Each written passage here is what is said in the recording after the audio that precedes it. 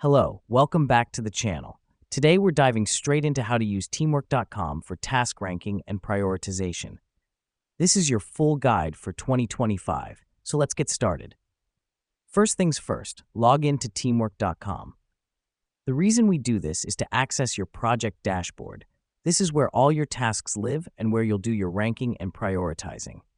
Once you're in, navigate to the Tasks tab. Here's what's happening behind the scenes. Teamwork.com organizes your tasks in a list format, but it's up to you to give them a sense of hierarchy.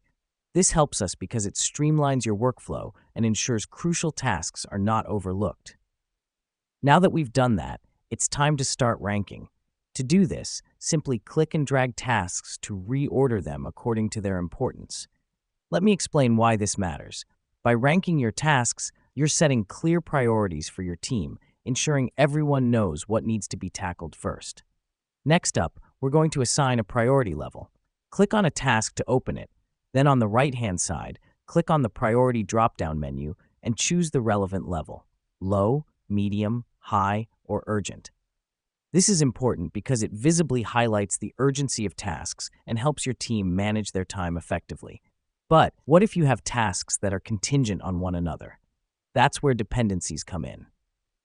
To set a dependency, open a task, click on the Dependencies tab, and select the task it relies on.